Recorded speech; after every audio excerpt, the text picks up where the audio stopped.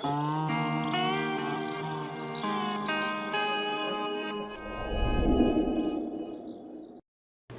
warahmatullahi wabarakatuh. Kembali lagi dengan saya Ahmad Bustonul Arifin.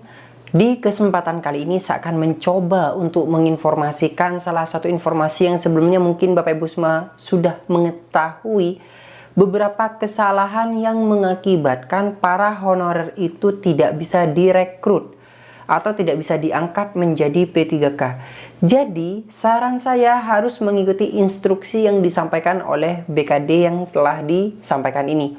Ini contohnya BKD Pemprov Jatim, dan aturannya ini sama merata di kabupaten-kabupaten lainnya tentunya. Jadi silahkan disimak dengan baik, silahkan didengarkan, dan jangan lupa Bapak Ibu semua coba absen di kolom komentar di bawah ini. Dari kabupaten kota mana saja Bapak Ibu semua berasal. Kita coba absen. Contoh saja dari Bondowoso hadir Mas, Surabaya hadir Mas, Bandung hadir Mas, dan kota-kota lain di seluruh Indonesia. Jangan lupa di kolom komentar.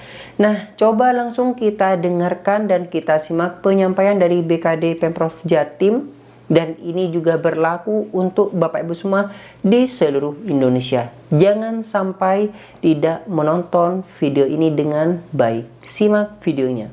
Rame, santer gitu ya. Ada formasi namanya formasi habis. Tapi kalau sekarang Bapak Ibu yang kedua daftar itu pada waktu yang pertama baru selesai tes. Belum pengolahan nilai, belum pengolahan hasil seleksi, belum proses pengusulan NIP. Sehingga formasi itu tidak ada namanya formasi sudah terpakai. Jadi antara yang gelombang pertama atau tahap 1 dengan tahap 2, saya rasa punya peluang yang sama sepanjang formasinya masih tersedia. Itu ya. Ini untuk menjawab apa yang ditanyakan oleh teman-teman, rame, santer gitu ya. Bahkan kalau kami posting apapun di media sosial yang ditanyakan ini gitu. Kok formasinya cuma 1? Kok hanya itu saja yang dibuka begitu ya.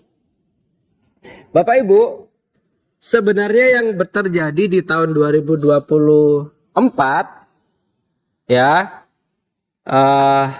yang terjadi di tahun 2024 yang kita selenggarakan ini, yang kita mulai tanggal 1 Oktober sampai dengan tanggal 20 Oktober nanti gitu ya, itu adalah seleksi P3K yang dilakukan dalam rangka penyelesaian tenaga non-ASN.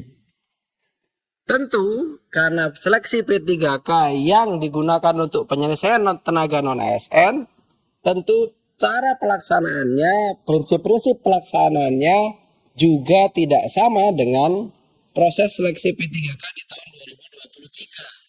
Tidak sama dengan proses seleksi tahun 2021. Tidak sama juga dengan proses seleksi di tahun 2022. Apa sih yang sebenarnya membedakan? Pertama, Bapak Ibu, kita membuka formasi jabatan pelaksana. Ya, jabatan pelaksana. Formasi jabatan yang hanya kita buka di tahun 2024. Kalau Bapak Ibu ingat tahun 2021, 22, 23 Mbak Reza, kita nggak pernah tuh buka formasi yang namanya formasi jabatan pelaksana. Tapi karena ini semangatnya adalah kita ingin menuntaskan proses penyelesaian non-ASN, maka buka formasi jabatan namanya jabatan pelaksana dengan kualifikasi. Coba Bapak Ibu amati di formasinya adalah S1 semua jurusan, D3 semua jurusan, kemudian SMA sederajat, dan SD sederajat. Maka prinsipnya adalah ini adalah seleksi P3K yang dirangkaikan dengan proses penyelesaian tenaga non-ASN.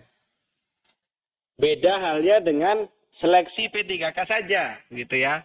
Sama kalau Bapak Ibu lagi apel pagi di kantor. Apel pagi dengan apel pagi yang dirangkaikan dengan proses penerimaan pangkat, SK pangkat, itu juga akan berbeda. Kalau apel pagi biasa seperti apa? Kalau apel pagi dirangkaikan dengan proses penerimaan SK pangkat, tentu ada aturan-aturan di dalam apel itu yang berubah gitu. Oh, ternyata setelah laporan ada pemberian SK. Setelah itu ada doa dipimpin siapa begitu ya. Padahal kalau apel pagi yang biasa nggak seperti itu gitu. Sehingga Bapak Ibu, seleksi P3K 2024 ini adalah seleksi P3K yang unik. Mungkin juga bisa jadi tidak akan ada seleksi P3K model begini di tahun depan. Karena kita juga sudah tahu model ini tidak pernah ada di seleksi tahun 2021, 22, 23. Ya. Maka apa yang terjadi? Kami menghimbau, karena ini adalah sifatnya adalah seleksi P3K yang digunakan untuk penyelesaian tenaga non-ASN, bagi Bapak Ibu yang ternyata masih merasa sebagai tenaga non-ASN dan ingin dilanjutkan bahwa statusnya sebagai tenaga non-ASN, silahkan Bapak Ibu tetap melamar meskipun formasinya hanya 1. Ya, saya ulangi. Bapak Ibu, bagian dari non-ASN Pemprov Jatim, selama prinsipnya ingin tetap menjadi non-ASN, Bapak Ibu harus tetap melamar meskipun formasi hanya ada 1. Jadi tidak hanya melamar kemudian memenuhi syarat, tapi Bapak Ibu harus melamar, memenuhi syarat, datang ke tempat seleksi, kemudian mengikuti seleksi. Kalau soal perankingan bagaimana? Perankingannya akan diklaster berdasarkan masing-masing kategori prioritas. Yang kedua di ranking dengan sama-sama K2, yang non-ASN terdatabase BKN itu juga akan di ranking dengan sama-sama database. Yang non ASN 2 tahun juga akan di ranking bersama dengan yang sama-sama 2 tahun begitu ya. Jadi ini adalah tugas kami, tugas BKD adalah mengantarkan Bapak Ibu sampai dengan di meja seleksi P3K. Jadi mengantarkan panjenengan sampai duduk di tempat seleksi, di meja seleksi masing-masing. Harusnya bagaimana? Ya harusnya Bapak Ibu lolos seleksi administrasi dong gitu ya. Nah, seleksi administrasinya apa? Tadi sudah jelaskan di depan. Ada kualifikasi pendidikan, ada yang namanya surat keterangan pengalaman bekerja 2 tahun, dan yang ketiga surat pengalaman aktif bekerja di instansi saat ini tempat yang bersangkutan melamar. Gitu ya.